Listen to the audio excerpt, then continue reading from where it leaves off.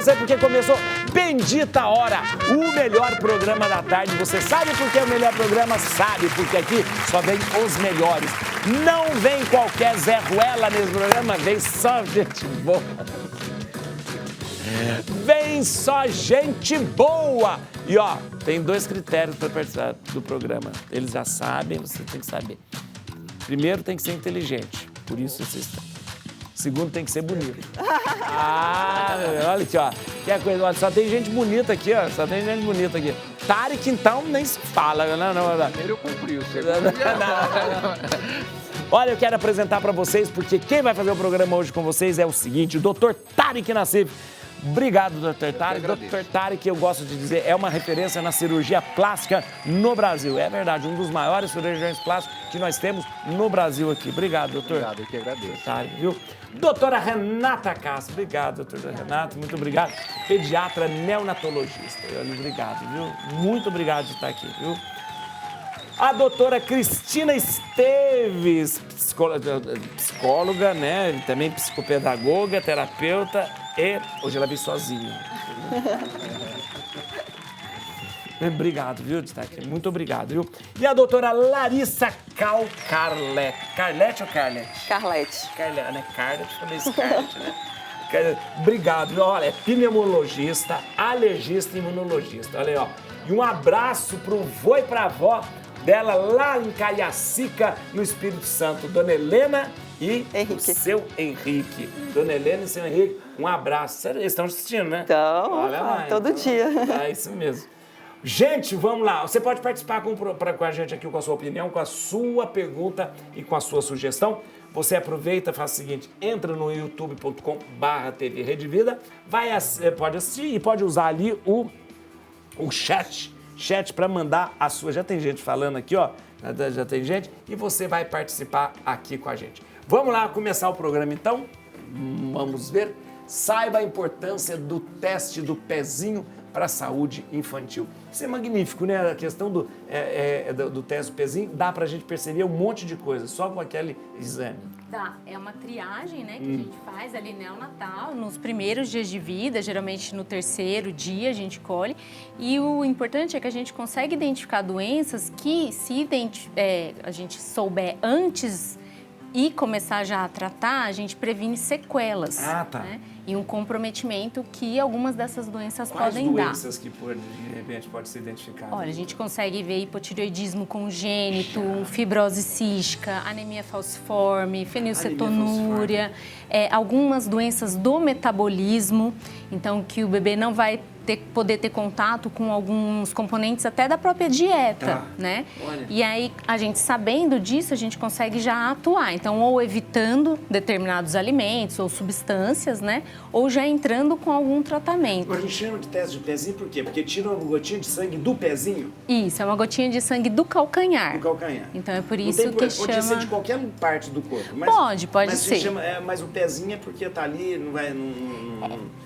Assim, se, óbvio, for um bebê que vai coletar outros exames, você pode colher esse sangue da veia, mas um bebê, no geral, na rotina, é feito ali um furinho no calcanhar e aí você pega aquelas gotinhas de sangue. Doutora, o teste é obrigatório? É obrigatório e ele é fornecido pelo SUS. SUS. A gente tem agora uma lei recente e está ampliando a gama de doenças que são ali vistas nesse teste do pezinho pelo SUS.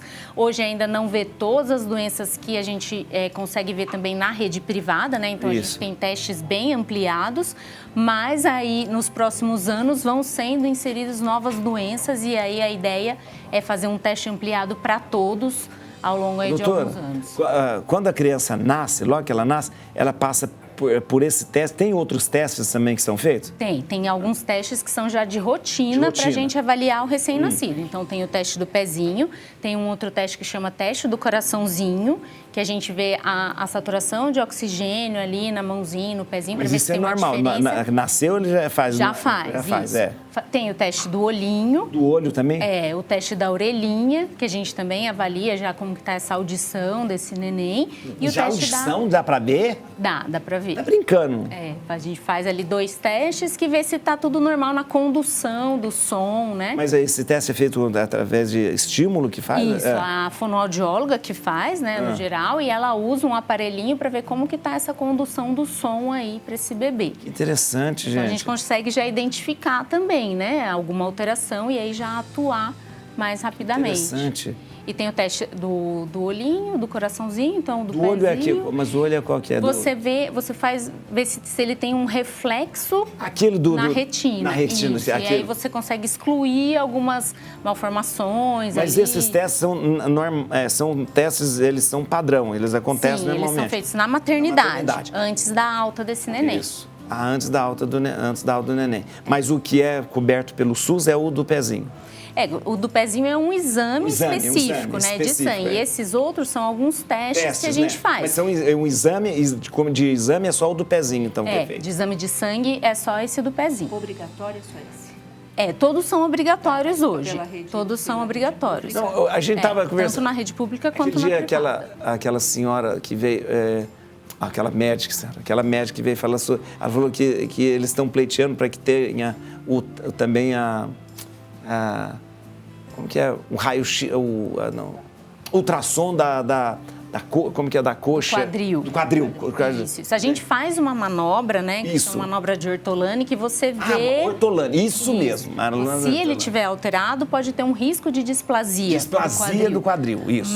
E aí, se tem alguma alteração, a gente encaminha para esse ultrassom de quadril. Então, ela falou que existe eles estão pleiteando para que o ultrassom se torne...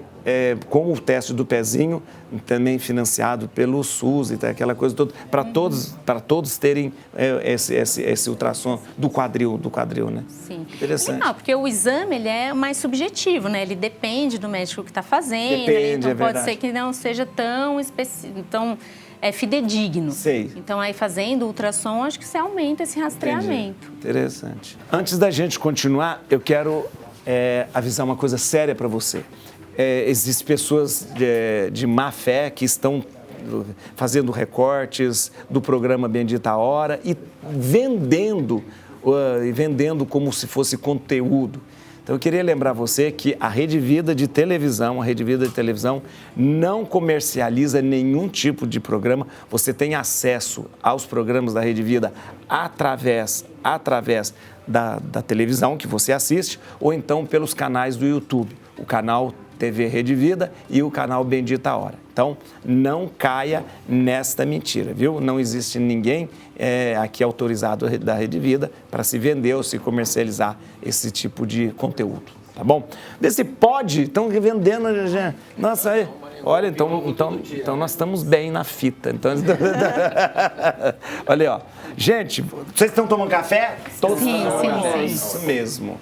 Muito bem. Café do Espírito Santo é muito bom, você sabia, né? Muito bom, das montanhas. Das montanhas, tem ali perto do Espírito Santo, tem em Minas também, que tem, esqueci o nome da cidade, Manhuaçu, que tem um café muito bom também. Vamos lá.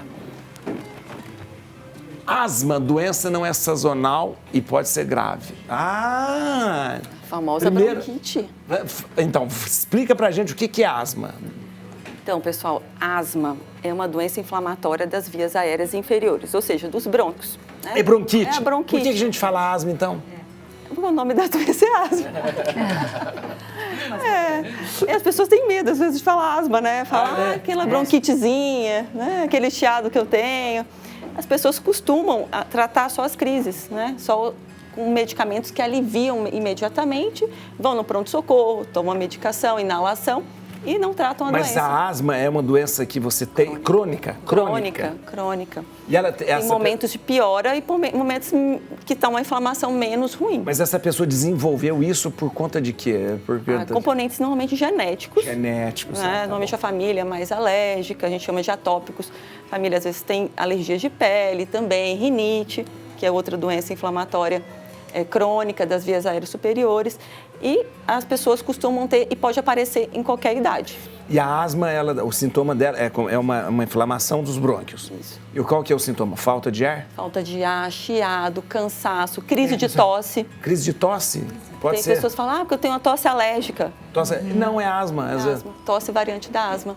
Olha que E coisa. tem desencadeantes comuns, né? Às vezes mudança do tempo, agora no outono, no inverno a gente viu que tem várias pessoas piorando da parte respiratória. Mas ela não é uma doença sazonal, como já está dizendo. Não é A pessoa sazonal. tem, porque ela tem essa doença como crônica, ela não vai ser curada dessa doença.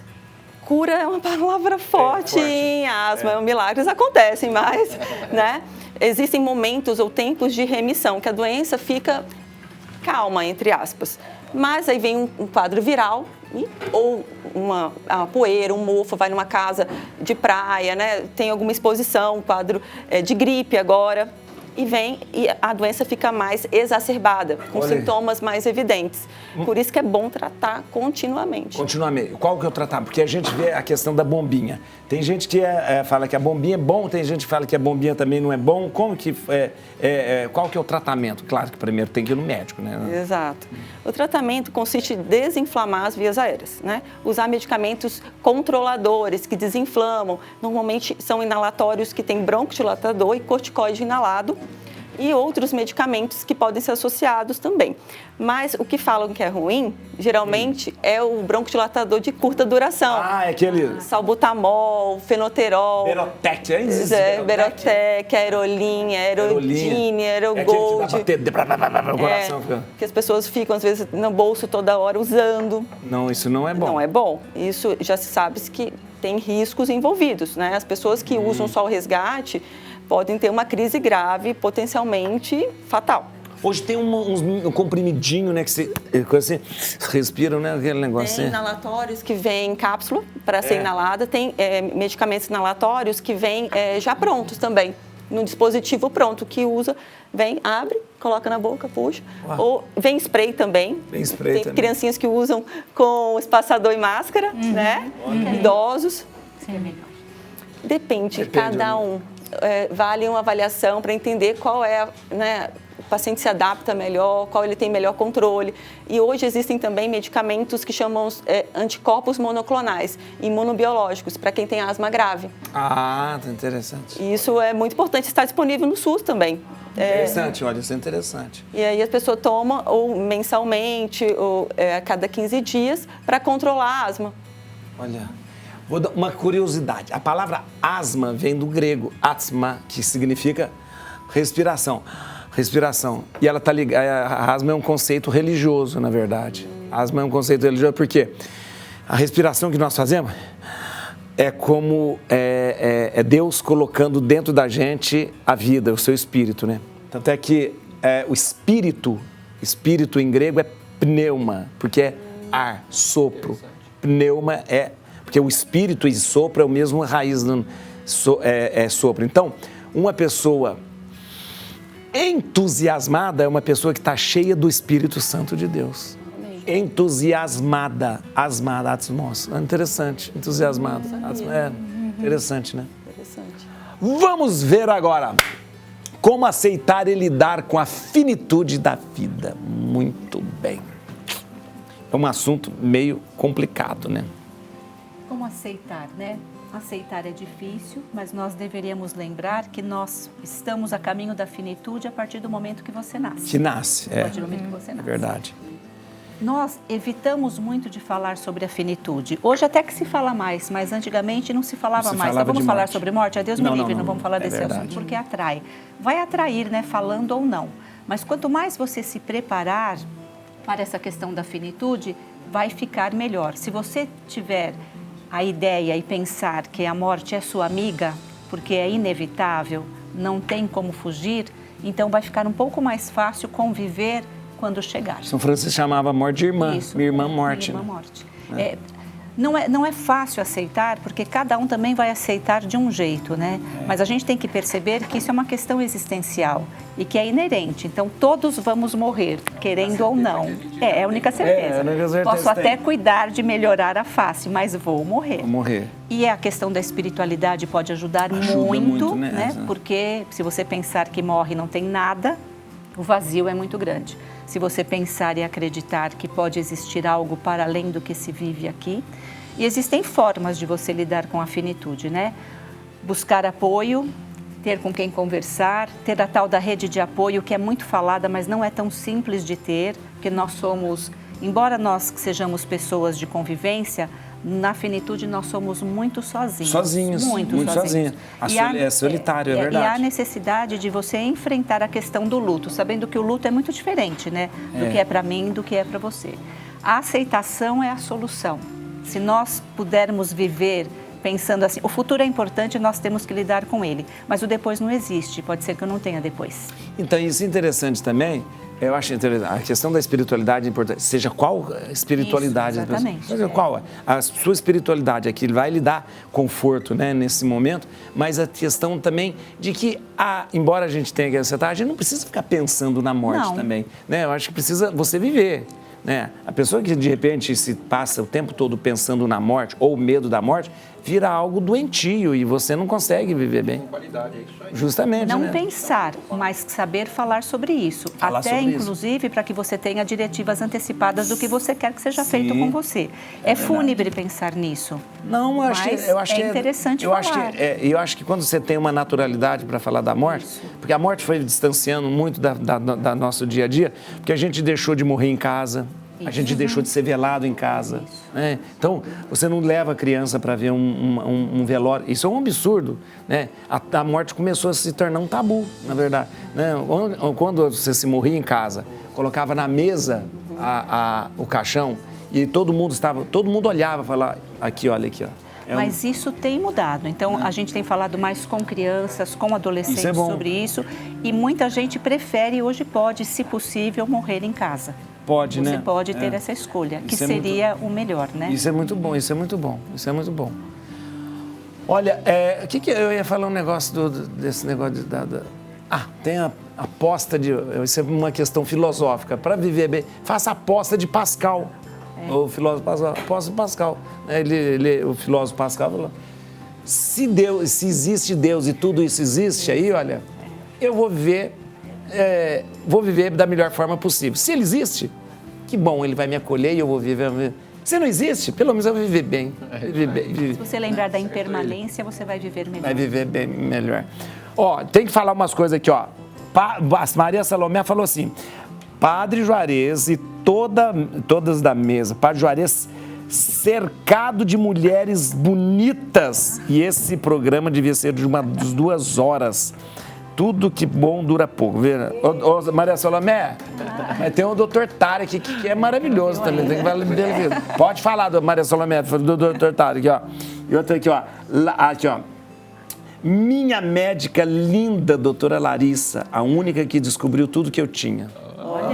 Olha, tá vendo? Obrigada. Denise, sua bênção, padre, começou o programa preferido com o padre mais bonito da televisão. Vamos ver aqui. Mãe de Vitube, é assim que fala, né? Viviane de Felite, Nossa, tudo nome esquisito, a Milha tem um nome esquisito, mas Viviane de Felite surpreende ao mostrar resultado de cirurgia facial. Olha, essa era aqui e ficou assim? Ficou assim. Uau, ficou assim. Olha. Que deve ter coisas a mais ali de tratamento de foto, né? Olha, meu Deus, que beleza. Tratou a imagem também. Peraí, isso aí é o que é? É uma cirurgia. Isso não é, como fala, harmonização, nada, não.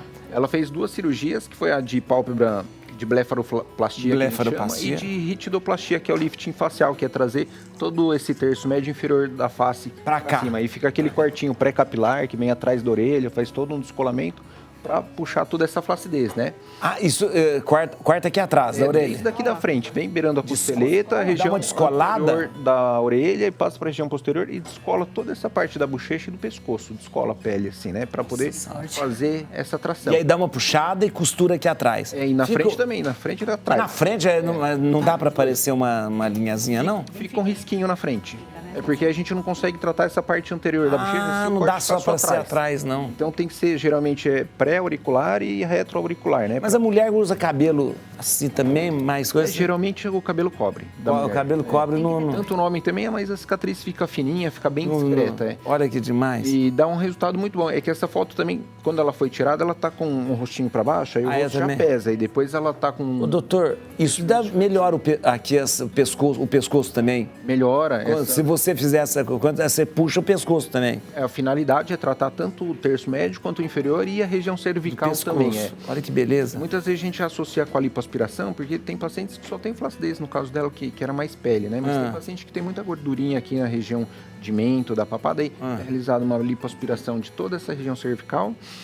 Muitas vezes faz uma incisão também pequenininha embaixo do queixo para poder tratar a flacidez muscular do platisma aqui. Então amarra, faz uma aplicatura muscular, porque não é só pele.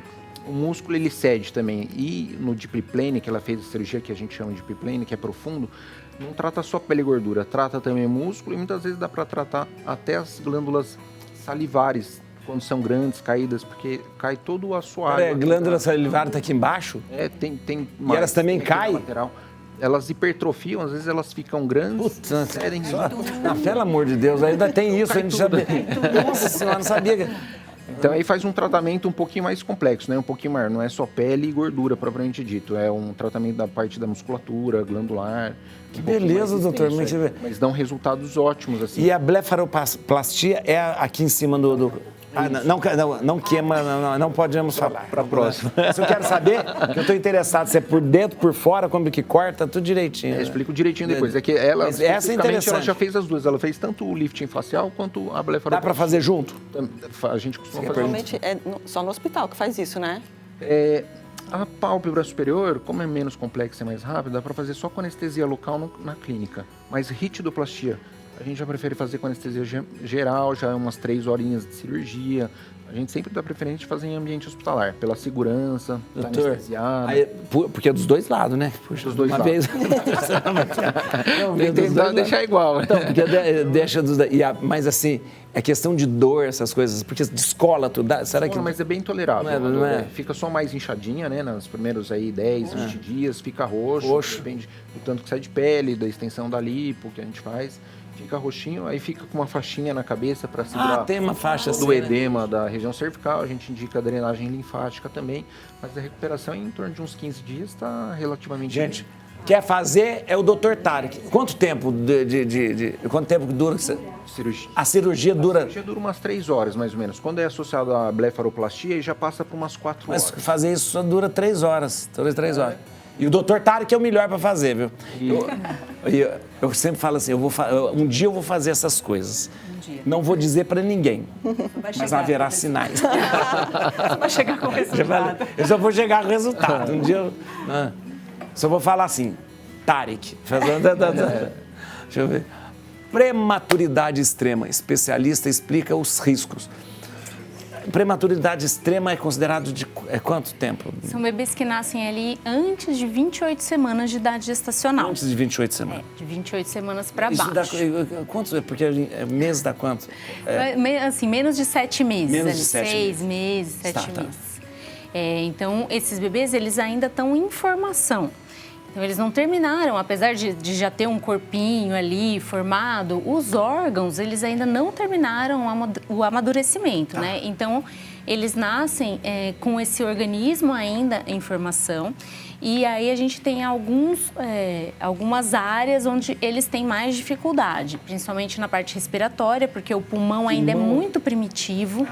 Então, ele não está totalmente formado e ele não está amadurecido. Então, eles, no geral, têm necessidade de um suporte respiratório, né? Eles precisam, às vezes, de ventilação mecânica, de ser entubados ou de um suporte ventilatório não invasivo para conseguir ali respirar. eles têm risco de sangramento na cabecinha, porque as veias, as artérias são muito fininhas, então qualquer alteração pode levar a uma hemorragia. E é pequenininho, né, também, é pequenininho assim, bem pequenininho. São bem pequenininhos, a gente tem bebê ali de às vezes 400 e poucas gramas, 500 gramas, 1 quilo. Ô, doutora, mas a prematuridade, você não tão desenvolvidos, então, mas mesmo depois de nascer, esses órgãos vão desenvolvendo. Eles vão por isso que tem a necessidade da incubadora, aquelas coisas. Isso mesmo. Então, ele vai continuar se desenvolvendo. Ele simula um ambiente do útero. Né? Calor, umidade, tudo isso. Então, é um bebê que não consegue manter a temperatura corporal, por isso que ele fica na incubadora, porque ali mantém uma temperatura e uma umidade, né, para esse bebezinho terminar ali. Enquanto isso, vai desenvolvendo, vai desenvolvendo. E aí a grande questão é um bebê que ele tem que se desenvolver, mas em condições não tão boas quanto o útero. Então, com estímulos dolorosos, com, às vezes, procedimentos invasivos e agressivos. Tem aplicação de injeção, tem a própria intubação também, né? A intubação. Então, são bebês que, às vezes, não estão tão prontos para digerir o alimento. Então, às vezes a gente não consegue já dar leite para eles, eles precisam de uma nutrição pela veia. Nossa, tudo é minúsculo, tudo pequenininho. Tudo bem pequeno. Nem força para não consegue mamar, a gente precisa dar o leite por sonda, porque a maturidade para ele conseguir sugar, engolir e respirar ao mesmo tempo, ela começa com 33 semanas. Porque a gente tem que fazer respirar. Agora, doutora, não tem também crianças que nasceram com 9 meses, né? Mas também às vezes não está totalmente maduro? Não tem essa situação? A gente tem um termo que a gente usa que é o recém-nascido, é o termo precoce, que é quando ele nasce de 37 semanas, que ele já é considerado ali no tempo certo, mas ele pode, às vezes, se comportar como um bebê um pouquinho prematuro. Que precisa desenvolver mais algumas coisas, aí precisa ficar mais um tempo no hospital, não é isso? Isso, às vezes da parte respiratória, eles podem ter um pouco de dificuldade respiratória nos primeiros dias de vida, então tem isso também. E a gente tem um caso muito específico, que são dos bebês cardiopatas. Então, um nenenzinho, quando ele tem uma cardiopatia congênita, hoje já se sabe que a formação do cérebro, ela é semelhante à de um bebê prematuro. Então, mesmo o neném cardiopata nascendo de 39, 40 semanas, o cérebro dele, ele pode se comportar como um cérebro de um bebê prematuro. Agora, me explica uma coisa. Volta e meia a gente fala assim, nasceu com sopro. O que é? É cardiopatia? Não sopro necessariamente, ele pode ter um... Sopro é tão esquisito, por que é sopro? É um barulhinho que a gente escuta quando a gente faz ali a ausculta cardíaca. O sopro é uma cardiopatia ou não? Não é. Ele pode indicar uma alteração, mas logo que o bebê nasce, dentro do útero é diferente a forma que funciona o coração e o pulmão. Porque o bebê, ele é oxigenado pela placenta. Então, o pulmão não funciona e com isso a gente tem uma veinha, que chama canal arterial, que desvia esse sangue.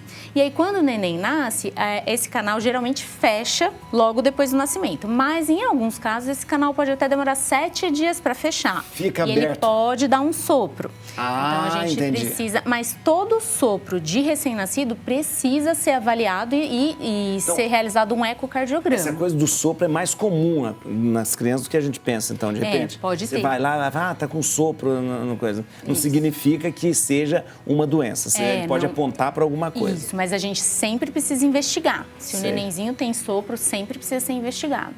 Gente do céu. Gente, como que a gente nascia antigamente sem essas coisas tudo, né? Em casa. Olha que... E nós, seres humanos, conseguimos chegar até hoje aqui, né? Olha aqui, gente, vamos ver um negócio aqui, ó. Vamos ver uma coisa aqui. É o seguinte, a gente vai terminar o programa daqui a pouco. E olha... Alguém vai escolher uma... Doutora Renata vai escolher uma música. Tá vendo? Sempre tem. Doutora Renata, escolhe uma música pra gente terminar o programa hoje. Música da sua vida, música que você gosta, a música que você lembra de coisas assim. Vai, pode falar. Eu não sei, eu acho que chama... Posso colar? Pode. Posso pegar o nome no Google aqui aí, pode no Google, pode falar assim, ó. Calma aí. Então, chama Somewhere Only We Know. Somewhere... Kearney. Somewhere, como que é? Only We Know. Somewhere only you know. Aí, ó. We know. We know. Olha, isso mesmo. Então, assim a gente termina. Deixa eu só responder aqui. A Dirce falou assim, uma coisa... Boa tarde, Padre Juarez. Eu gostaria de saber, sinto muita saudade do meu neto que faleceu há 1 ano. Isso é pecado? Não é pecado sentir saudade. E saudade é um sentimento muito, muito bom e saudável também. Eu sempre digo, saudade foi inventada por Deus para nos lembrar que a gente vai reencontrar de novo. A gente só sente saudade daquilo que a gente tem certeza que um dia a gente vai ver de novo. E a saudade é a pessoa que você perdeu dentro de você. É isso mesmo. Sentir. É isso mesmo. Sinta. Por isso que quando a gente perde alguém, no começo é saudade misturado com dor. Muita dor misturada com saudade. Devagarinho Deus cura a dor, mas a saudade fica sempre. Saudade fica sempre, né? A gente estava falando da minha... Eu sinto saudade da minha mãe todos os dias. Meu irmão, nós éramos juntos, assim, de menos de 1 ano de idade. Né? Meu irmão que faleceu, e faleceu muito novo, com 40 anos, né? E eu sinto saudade dele toda. Eu estava vindo para cá, estava lembrando dele. Falei, nossa, quanta coisa. Eu sinto também da minha irmã. Não é? Faleceu, tem 10 anos. 10 anos. Faleceu nova, então, 18 anos. Então, do coração. Do coração. Olha que coisa. De repente. Olha. Eu sinto saudades todos os dias. A gente sente, e a saudade, aí ela não dói mais. Não dói. A saudade, ela não dói mais. Porque às vezes quem sente a dor acha que não pode sentir, mas deve sentir, porque é o que mantém você vivo, né? É verdade, é verdade. Vamos ver aqui, ó. A psicologia, caminho do novo século, identidade profissional e compromisso social. Essa reportagem até é antiga, mas é assim, quando a gente pensa na psicologia, caminho do novo século, a identidade profissional da psicologia, ela existe, mas ela está sempre em transformação. É uma ciência porque é uma metamorfose, que né? Conforme as coisas vão acontecendo, o mundo vai mudando, o compromisso social que você tem, e é importante que seja assim, que a identidade profissional esteja sempre em mudança. Por quê? Porque antigamente era uma questão mais elitizada, né? Então, e a psicologia tem que ser para todos, que todos possam ter acesso e não só uns ou outros. Então, hoje você tem mais acesso pelo SUS, você tem mais grupos terapêuticos. Isso. Antigamente era muito menor. Então, hoje você tem algumas ajudas, talvez não tão especializada como a ciência da psicologia, mas você tem grupos de escuta em lugares que podem te socorrer para que você tenha um espaço para falar. E até o CAPS, né? Que é recente, não é? Exatamente. Então, você tem grupo. Na minha paróquia, eu tenho um grupo de terapia comunitária. Exatamente. Terapia comunitária. E tenho também um serviço de escuta. Escuta qualificada, é isso mesmo. Que é fora da confissão, não é nada disso. São pessoas que estão ali para escutar.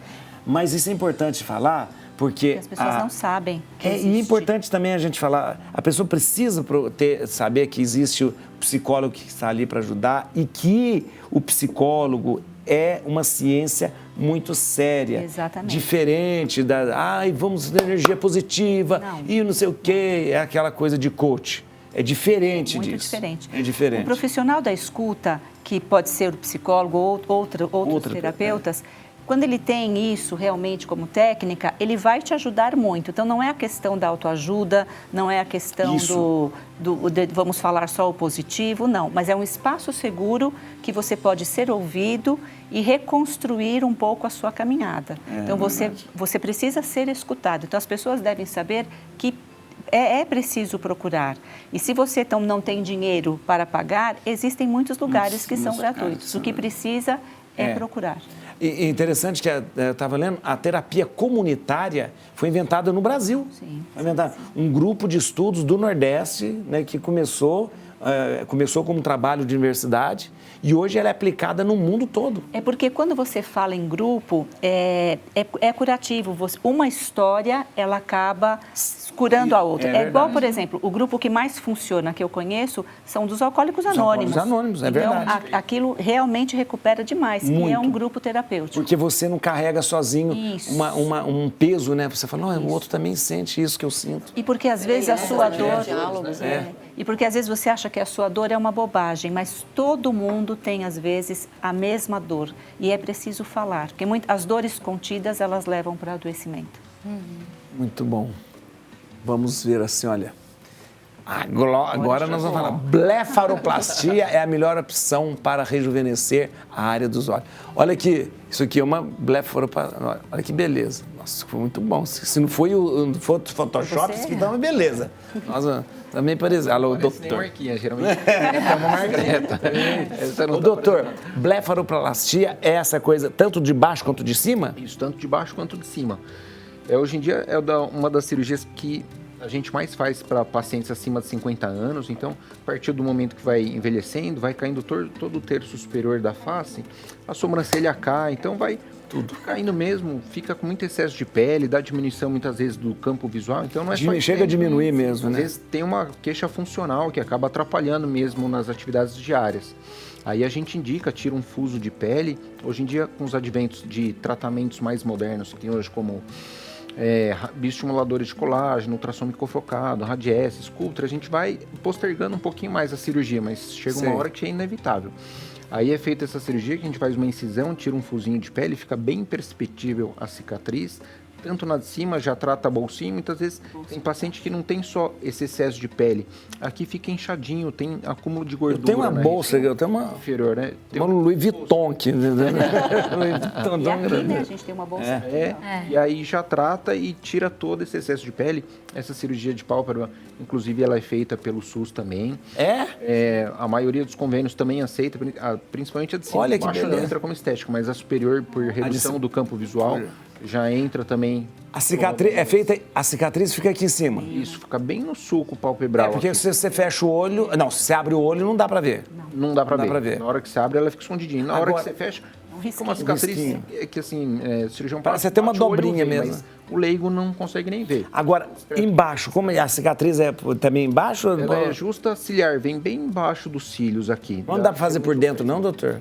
Dá também, mas geralmente por dentro é para tratar as bolsinhas. Tá. Que é transconjuntival. Faz por dentro, trata as bolsinhas, mas aí muitas vezes tem que fazer a transconjuntival mais também, um fusinho de pele para tratar esse excesso de pele.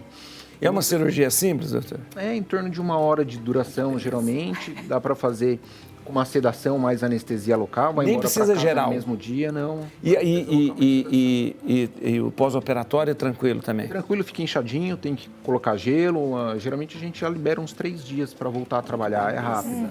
Mas aí não pode tomar sol, fazer força, carregar peso, né? Tem que ter uns cuidados. Cuidado para não esfregar a mão no rosto, no travesseiro. Dormir como ele pode. De barriga para cima, não esfregar de repente no travesseiro e não forçar, acaba abrindo pontinho, né? Sempre ver um profissional qualificado, se o médico faz parte da... Estava até conversando com a doutora Larissa, hoje em dia está todo mundo se aventurando no ramo da estética, esse é o problema. Cirurgia plástica. Então, não ir atrás desses casos de Instagram, coisas que você não conhece profissional, não tem indicação, muitas vezes nem médico então tomar muito cuidado com a segurança, para evitar complicações. Eu indico o Dr. Tarek, então... Não, é verdade, quando a gente traz um profissional aqui para falar, é uma responsabilidade muito grande, a gente está numa televisão, então não dá para você... de repente, é diferente da internet, vou dizer, é diferente da internet. Internet todo mundo fala o que quer, a hora que quer, como quer. Mas a televisão ela tem um compromisso muito sério, né? Muito sério. Então as pessoas que vêm aqui na televisão é porque existe um compromisso e um comprometimento com você também, né? Não vai trazer qualquer profissional aqui, qualquer... Dá para buscar no site do CREMESP CREMESP ou do CRM do Brasil afora. Procurar o profissional, ver se ele é especialista, né? Isso é importante. Tem gente que nem é médico, se passando por médico, viu a outra lá? Foi presa agora ontem. Tratava criança. Ela é cardiopata? Ela falava que ela era cardiopediatra. Ela tratava criança e a moça não... criminosa. Não, e usava o CRM de uma outra pessoa. Nossa. Uma outra. Eu nem sei se ela tinha alguma formação em alguma coisa, nem sei. Educadora física. Educadora física. Meu Deus do céu! Olha que perigo, né? Que perigo, né? Que perigo. Quantas vítimas ela não fez, né? Não, então... Vai aparecer daqui a pouco. É muito... muito triste isso. Nossa Senhora. Ela tá presa? É presa? Foi presa, parece. É presa? Estava presa. Vai estudar medicina na cadeia agora. Depois vai sair. Rinite alérgica. Eu sei negócio de rinite, porque vocês sabem. Rinite alérgica. Como identificar e tratar de forma eficaz? Eu faço todas as minhas consultas aqui. Rinite alérgica. Rinite é uma alergia ou é uma... Você disse antes que pode ser uma doença crônica também, a rinite. Pode ser doença crônica, doença inflamatória crônica das vias aéreas superiores, que pode vir com conjuntivite alérgica, né? Às vezes dá dano até no olho. A pessoa tem crises, né? E pode ter diariamente sintomas. Nossa Senhora. Obstrução nasal, coriza, crise de espirro. A rinite é por causa Você. Não, eu sei, mas é porque é uma inflamação? Inflamação? Essa área superior. Superior. É a asma das vias aéreas superiores. É inflamação crônica. E daí causa sintomas. Mas existe, por exemplo, algumas coisas que provocam. Poeira, mofo, como pele chama? de animais, pólen, pó, poluição, gramíneas, pólens. Tudo isso pode, de repente... Agora, me fala uma coisa. Uma rinite, ela pode desenvolver para uma outra coisa mais grave? Por exemplo, ou a gripe, ou a... Sinusite, essas coisas. Pode? Sim, as crises podem gerar infecções secundárias. E tem as pessoas que têm rinite não tratada e evoluem com sinusites que precisam de antibiótico, corticoide, idas ao hospital. Tem pessoas que estão internas por causa disso, né? Porque de repente, uma rinitezinha, ela vai desenvolvendo e vira uma coisa... Imagina que tem um nariz todo inflamado. Isso. Né?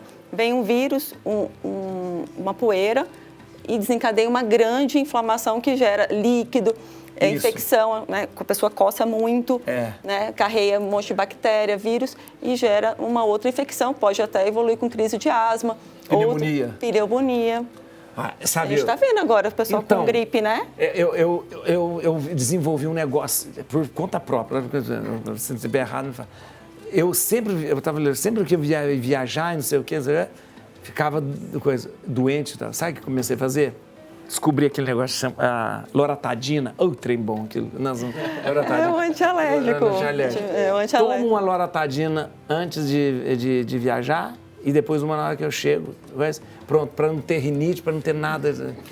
Pode ser usado o antialérgico, né? Temos outros no mercado. Sempre optar por os não sedativos. Loratadina não dá sono, não? Dá um pouquinho de sono? Às vezes dá um pouquinho, mas tem outros que não. Desloratadina, fexfenadina, belastina. Alegra, que é aquele... Fexfenadina. Caríssimo. Alegra é caríssimo, nossa senhora. Esses loratadina mais caros geralmente são um pouco melhores.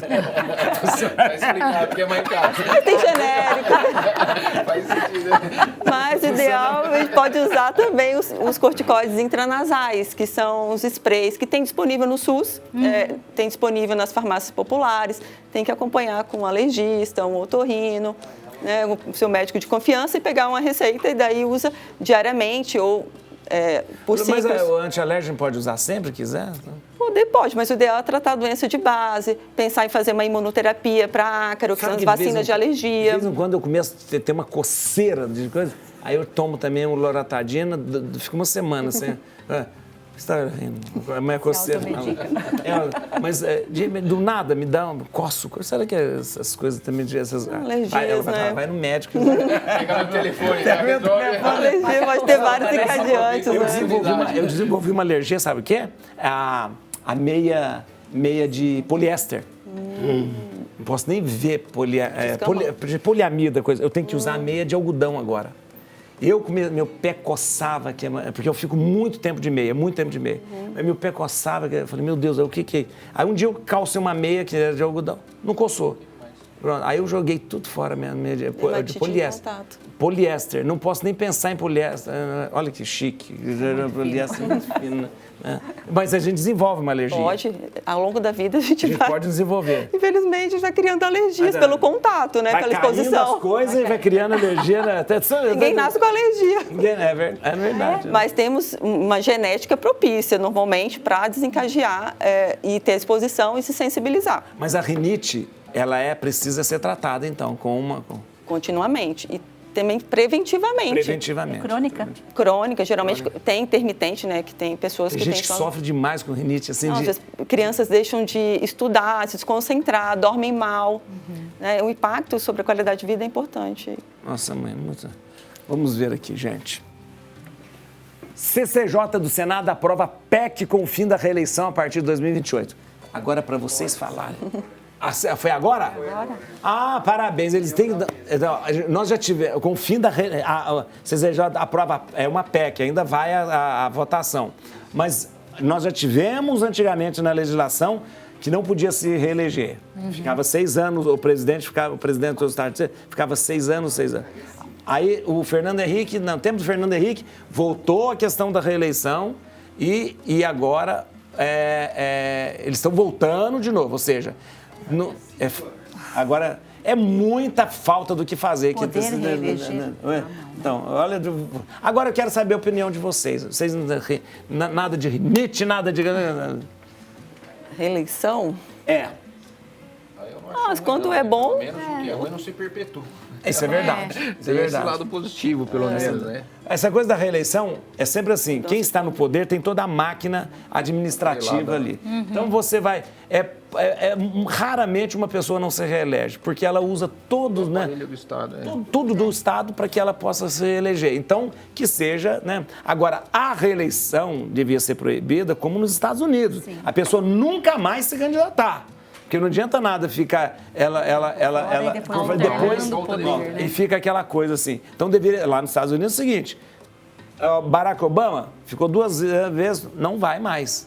Não vai mais ser, não adianta querer ser candidato de novo, que não vai ser mais. Prefiro assim.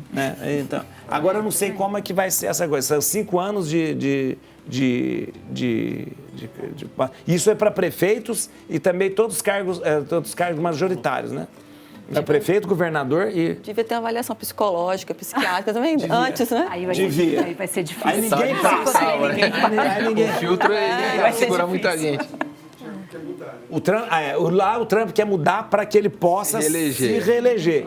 E lá ele nem tem condição, porque ele já tinha tentado fazer o seguinte, ele seria vice de alguém e que se elegeria, e aí aquele presidente que ganhasse, ele renunciaria para ele. Mas isso não pode também, porque o vice não pode, lá ele não pode nem ser candidato. Novamente. Vai e volta. Então não tem condições. Aqui existe alguma coisa por trás disso, não sei se deve ter alguma coisa. Talvez de 2028 seria Aí o Lula não seria candidato. Não seria? Não seria candidato. Já não seria. Nem pode. Nem pode.